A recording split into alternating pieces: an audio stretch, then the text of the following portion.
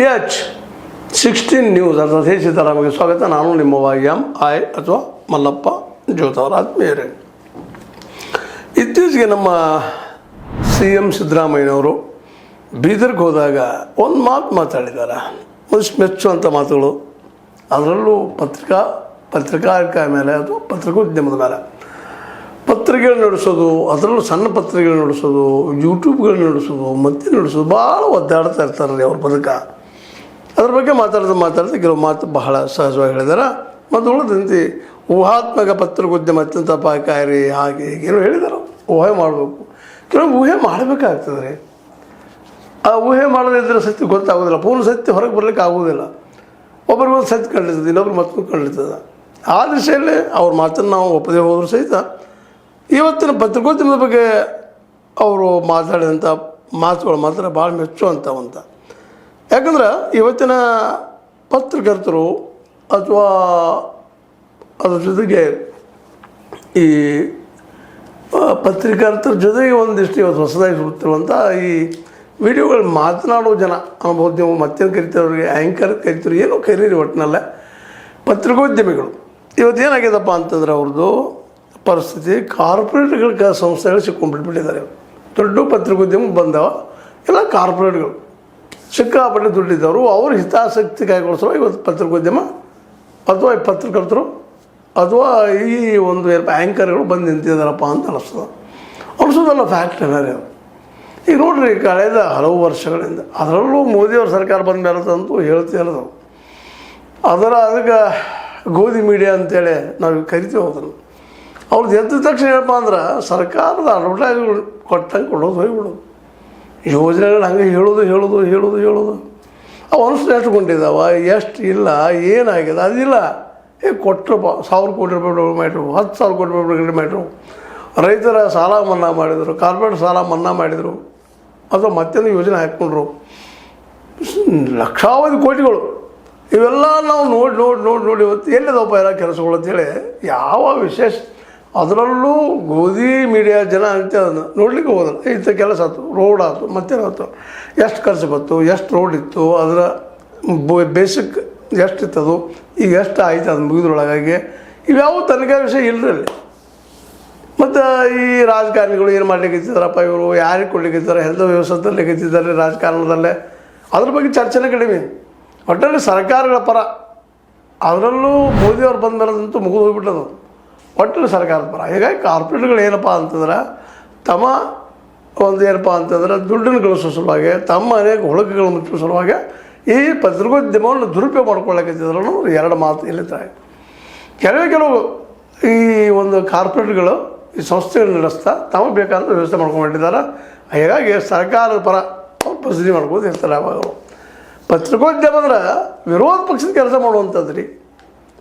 ವಿರೋಧ ಪಕ್ಷದ ಕೆಲಸ, ದೋಷಗಳನ್ನು ತಪ್ಪುಗಳನ್ನು ಸರ್ಕಾರದ ಹೇಳಬೇಕು ಅವ್ರಿಗೆ. ಯಾಕಂದ್ರೆ ಅವರು ಜನಸೇವಕರಪ್ಪ ಸರ್ಕಾರ ಅಂತೇಳಿ ಅದು ಇರಲಿಲ್ಲ.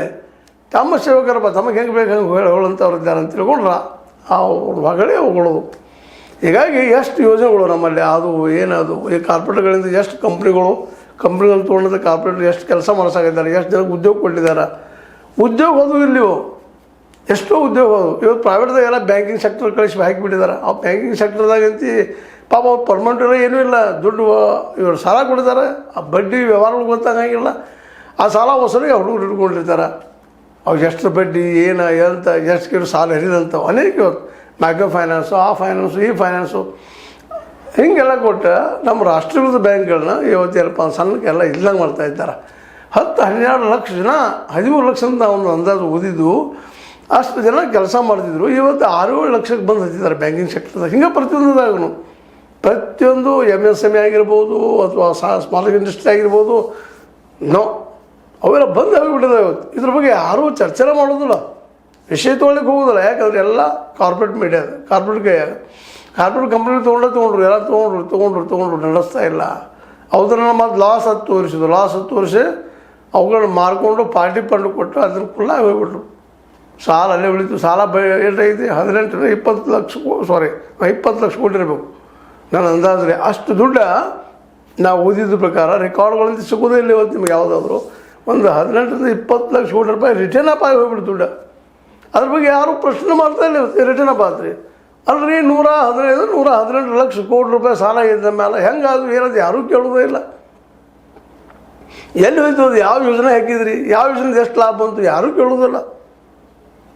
ಮೌನ. ಈ ಪರಿಸ್ಥಿತಿ ಹಿಂಗಿದ್ದಾಗ ಇಲ್ಲಿ ಕೆಲವೊಮ್ಮೆ ನಮಗೆ ಡಾಕ್ಯುಮೆಂಟ್ಸ್ ಹಂಗಿಲ್ಲ. ಆಯ್ತು ಮರಿ ಇಲ್ಲ ಇದು ನಮ್ಮದು ಏನಪ್ಪ ಇನ್ಫಾರ್ಮೇಷನ್ ಆ್ಯಕ್ಟ್ ಅದು ಕೇಳಾಕೈತಿ. ಆದರೆ ಇನ್ಫಾರ್ಮೇಷನ್ ಆ್ಯಕ್ಟಿಗೆ ಇವತ್ತು ಮೊದಲಿನ ಬೆಲೆನೂ ಯಾವ ಅಧಿಕಾರಿಗಳು ವಿದಿನ ಟೈಮ್ದಾಗ ಅದನ್ನು ಕೊಡ್ಲಿಕ್ಕೆ ಹೋಗೋದಿಲ್ಲ. ಯಾಕೆ ಅದು ದುರುಪಯೋಗ ಆಗಿದ್ದೇನು ಸುಳ್ಳಲ್ಲ. ಹಾಗೈತೆ ಅದನ್ನು ಮುಚ್ಚಿ ಮುರಿದೋಗಿಬೇಕಂತಲ್ಲ. ಕೆಲವು ಜನ ಅದನ್ನು ದುಡ್ಡು ಮಾಡ್ಕೊಂಡಿದ್ದರು ಇಲ್ಲಂತಲ್ಲ, ಹೊಟ್ಟೆ ಉಪಯೋಗ ಏನೋ ಮಾಡ್ಕೊಂಡಿದ್ದಾರೆ, ಅದನ್ನು ಒಪ್ಪುವ ಮಾತನ್ನು ಆದ್ರೆ ಅದಕ್ಕೆ ಹೆಚ್ಚು ಲಾಭ ಇವ್ರು ಮಾಡ್ಕೊಂಡಿದ್ದಾರಲ್ರಿ. ಇದ್ರ ಬಗ್ಗೆ ಏನು ಚರ್ಚೆ ಮಾಡೋದಿಲ್ಲ. ಅದಕ್ಕಾಗಿ ಇವತ್ತು ಈ ಊಹಾತ್ಮಕ ವರದಿ ಅಪಾಯಕಾರಿ ಅಂತೇನೋ ನಮ್ಮ ಸಿದ್ದರಾಮಯ್ಯ ಹೇಳ್ಬೋದು. ಕೆಲವೊಮ್ಮೆ ಸತ್ಯ ಸಿಗೋದ್ರಿಂದ ಊಹೆ ಮಾಡಬೇಕಾಗ್ತದೆ. ಪತ್ರಕರ್ತ ಧರ್ಮ ಅದು. ಒಂದು 10% ಸತ್ಯ ಗೊತ್ತಾದರೂ ಅದ್ರ ಮೇಲೆ ಏನು 90% ಕಥೆ ಕಟ್ಟುವಂಥದ್ದು ನಡೀತಾ ಇರ್ತವೆ. ಆದರೆ ಕೆಲವು ಸುಳ್ಳು ಆಗ್ಬೋದು, ತಪ್ಪು ಆಗ್ಬೋದು, ಇಲ್ಲಂತಲ್ಲ. ಅದರ ಊಹೆ ಅನ್ನುವಂಥದ್ದು ಪತ್ರಕರ್ತನ ಮನೋಧರ್ಮ ಮಾಡಲೇಬೇಕಾಗ್ತದೆ. ಯಾಕಂದರೆ ಶಬ್ದಶಃ ಪ್ರತಿಯೊಂದನ್ನು ನಮಗೆ ಸತ್ಯ 100% ಸಿಗೋದೇ ಇಲ್ಲ. ಸತ್ಯ 100% ಅನ್ನುವಂಥದ್ದನ್ನು ನಾವು ಹೇಳ್ತೀನಿ ನಿಮಗೆ. ಆಲಿಕತೆ ಗೊತ್ತದ. ಯಾರು ಸೊಂಡಿ ಮುಡ್ತಾರ, ಯಾರ ಕಾಲು ಮುಡ್ತಾರ, ಯಾವೇನಂತಾನ, ಹಿಂಗೆ ನಾನಾ ಜನಕ್ಕೆ ನಾನಾ ರೀತಿಯಾಗಿ ಅದು ನಮಗೆ ಹತ್ಯಾಗ ನಾವು ಆನೆ ಕಾಲು ಐತಪ್ಪ, ಆನೆ ಕೈ ಇದ್ದಂಗೆ ಐತಪ್ಪ, ಬಾಲಿದ್ದಂಗೆ ಐತಪ್ಪ, ಕಣ್ಣಿದ್ದಂಗೆ ಐತಪ್ಪ, ಸೊಂಡಿದ್ದಂಗೆ ಐತಪ್ಪ ಅಂತ ಹೇಳ್ಕೊಂಡು ಹೋಗ್ತೀವಿ. ಕುಳ್ಳೋನ ಪರಿಸ್ಥಿತಿ ಆಗಿತ್ತು ನಮ್ಮದೆಲ್ಲ. ಹೀಗಾಗಿ ಇದು ಪತ್ರಕಾರ ರಂಗದಲ್ಲೂ ಅದೇ ಪರಿಸ್ಥಿತಿ. ಈಗ ಯಾರಪ್ಪ ಈ ದುಡ್ಡು ಹೆಂಗೆ ಗಳಿಸಿದ್ರು ಸಿಗೋದೇ ಇಲ್ಲ ಡಾಕ್ಯುಮೆಂಟ್ಸ್ ನಮಗೆ. ಮತ್ತು ನಾವು ಪ್ರಶ್ನೆ ಕೇಳಿದ ಇವು ಇನ್ಫಾರ್ಮೇಷನ್ ಹಾಕಿದಾಗ ಕೊಡೋದೇ ಇಲ್ಲ, ಮುಂದೆ ಹಾಕೋದು ಹೋಗಿಬಿಡ್ತಾರೆ. ಹಂಗೆ ಮತ್ತು ಎಷ್ಟು ಜನ 2 ದಿವಸ ಜಕ್ಕೊಂಡು ಹೋಗ್ತಾರೆ. ಇದು ಪರಿಸ್ಥಿತಿ ಅದ. ಅದೇನೂ ಅಲ್ಲಿ ಈ ಸಮ್ಮೇಳನದೊಳಗೆ ಕಾರ್ಪೊರೇಟ್ ಹೇಳಿದಲ್ಲಿ ಅದಪ್ಪ ಮಾಧ್ಯಮ ಅಂತ ನಮ್ಮ ಶ್ಯಾಮ್ ಅವ್ರು ಹೇಳಿದ್ರೆ ಭಾಳ ಸಂತೋಷ. ನಮ್ಮ ಗ್ರಾಮೀಣ ವಲಯದ ಇರ್ಬೋದು ಅಥವಾ ಸಣ್ಣ ಪತ್ರಕರ್ತರು ಇರ್ಬೋದು, ಅವ್ರಿಗೆ ಬದುಕೋಕೆ ಕಷ್ಟ ಇದೆ ಪಾಪ. ಅವ್ರು ಸತ್ಯ ಹೆಂಗೆ ಹೇಳ್ತಾರೆ. ಒಂದು 4 ಪೇಜ್ ಪುಟ ನೀವು ಪ್ರಿಂಟ್ ಹಾಕ್ಬೇಕಾಗ್ತಂದ್ರೆ ಸಣ್ಣ ಪೇಪರ್ದವ್ರ ಆ ಪರಿಸ್ಥಿತಿ ಅವರೇ ಗೊತ್ತು ಎಷ್ಟು ಖರ್ಚು ಬರ್ತದಂತೆ. ಒಂದು 8 ಪುಟದ ನೀವು ಏನಾದರೂ ಪೇಪರ್ ಹೊರಗೆ ತರ್ತಾನಂದ್ರೆ 8,000 ರೂಪಾಯಿ ಖರ್ಚು ಬರ್ತದೆ. ಹೊಳ್ಳಿ ಉತ್ಪನ್ನ ಎಷ್ಟು ಬರ್ತದಪ್ಪ ಅಂತಂದ್ರೆ 0 ಬ್ಯಾಲೆನ್ಸ್. ಪಾಪ ಅವೇನು ಮಾಡ್ತಾನಾಗ ಸಣ್ಣ ಪತ್ರಕರ್ತ ಆಫೀಸ್ ಅಡ್ಡಾಡುವಂಥದ್ದು, ನಮ್ಗೆ 50 ಕೊಡ್ರಿ, 100 ಕೊಡ್ರಿ, 1000 ಕೊಡ್ರಿ ಹೋಗ್ತಾರೆ ಪಾಪ. ಏನು ಪರಿಸ್ಥಿತಿ, ಬಡತನ ಪರಿಸ್ಥಿತಿ. ಇವತ್ತು ಬರೋದು ಇವತ್ತು ಬದುಕ್ತಾನಪ್ಪ ಈ ದೇಶದಾಗ ಅನ್ನೋಂಥ ಮಾತು ಇಲ್ಲ. ಬರೋದು ಬದುಕ್ತನು, ಮತ್ತಿರ ಮಾಡಿ ಬದುಕ್ತನು ಅಂತ ಸುಮ್ಮನೆ ತುಳು ಮಾಡಿ ಬದುಕ್ಬೋದಿಲ್ಲ, ಕತ್ತರಿಸಿ ಬದುಕ್ಬೋದು, ಕಿಸೆ ಕತ್ತರಿಸಿ ಬದುಕ್ಬೋದು. ಆದ್ರೆ ಬರೋದು ಬದುಕ್ತಾನಪ್ಪ, ಒಳ್ಳೆ ಮಾತುಗಳನ್ನ ಹೇಳಿ ಬದುಕ್ತಾನಪ್ಪ ಅನ್ನುವಂಥದ್ದಿಲ್ಲ. ಇವತ್ತು ನೋಡಿ ಎಷ್ಟು ಜನ MA BEd, MSc, MSc BEd, PhDಗಳು ಎಷ್ಟೋ ಮಾಡಿದ್ದಾನ. ಇವತ್ತು ಪಾಪ ಉದ್ಯೋಗ ಇಲ್ಲ ಬದ್ದಾಡ್ತಾ ಇದ್ದಾರೆ. ಇದಕ್ಕೆಲ್ಲ ಕಾರಣ ಯಾರು? ಅದನ್ನು ಹೇಳುವಂಥ ಚರ್ಚೆ ಮಾಡುವಂಥ ಸಮಯ ಇವತ್ತು ಬಂದದ. ಅದು ಸರ್ಕಾರಗಳು ತಿಳ್ಕೊಂಡು ಅವ್ರ ಮೇಲೆ ಆ್ಯಕ್ಷನ್ ತೊಗೊಳ್ಳೋಂಥ ಕೆಲಸ ಬೇಕಾಗಿದೆ. ಇದೇ ನೋಡಿರಿ ಸಿದ್ದರಾಮಯ್ಯನವರು ಅದೇನು ನೇಮಿಸಿದ್ರಪ್ಪ, ಏನು SIT ಧರ್ಮಸ್ಥಳ. ಇವತ್ತಿನದು ಏನಾಯ್ತು, ಎದಕ್ಕೆ ನೇಮಿಸಿತ್ತು, ಏನು ಮಾಡಿತ್ತು ಅದು ಒಂದು ಮಾತಿಲ್ಲ. ಅಂದಾಗ ಪತ್ರಕರ್ತ ಕೆಲಸ ಇಲ್ಲರಿ, ಇದು ಜ್ಞಾಪಕ ಮಾಡ್ಬೇಕಾಗಿತ್ತು ಪತ್ರಕರ್ತ ಕೆಲಸ. ಅದು ಯಾರು ಮಾಡ್ತಾರೆ? ಸಣ್ಣ ಪತ್ರಕರ್ತ ಮಾಡ್ಲಿಕ್ಕತ್ತಾರೆ, ದೊಡ್ಡ ಪತ್ರಕರ್ತ ಮಾಡೋಕತ್ತಾರಿಲ್ಲ. ನಾವು ಯಾರ ಮೇಲೆ ಆರೋಪ ಮಾಡೋಕೆ ಹೊಂಟಿರಲಿಲ್ಲ. ಅಲ್ಲಿ ನಡೆದಂತಹ 100 ಸಾವುಗಳಿಗೆ ಕಾರಣರು ಅವ್ರು ಯಾರು? ಇದು ಇಲ್ಲಿವರೆಗೆ ಹುಡುಕಾಗ್ತಾ ಇಲ್ಲ. SIT ಹುಡುಕ್ತಾ ಇಲ್ಲ. CBI ಆಯಿತು, ಆಯಿತು, ಎಲ್ಲರೂ ಅದನ್ನು ಕೇಳಿದರೆ ಅದು ಊಹಾತ್ಮಕ ಅಂತ ಅನ್ನುವಂಥ ಸಿದ್ದರಾಮಯ್ಯನವರು. ಅದೇ ಕಾಲ ರೈತರ ಸಮಸ್ಯೆಗಳ ಬಗ್ಗೆ ಮಾತಾಡಿದರೆ ಕಾಲೇ ಕಾನೂನನ್ನು ಮತ್ತು ಮರು ತರುವಂಥದ್ದು ಇವೆಲ್ಲ ದೇಶ ನಡೀತಾ ಇದ್ದಾವೆ. ಇದನ್ನೆಲ್ಲ ಹೇಳುವಂಥ ಪತ್ರಕರ್ತಿಗೆ ಬದುಕಿಗೆ ಬೆಲೆ ಇಲ್ದಂಗಾಗಿದೆ, ನೆಲೆ ಇಲ್ದಂಗಾಗಿದೆ.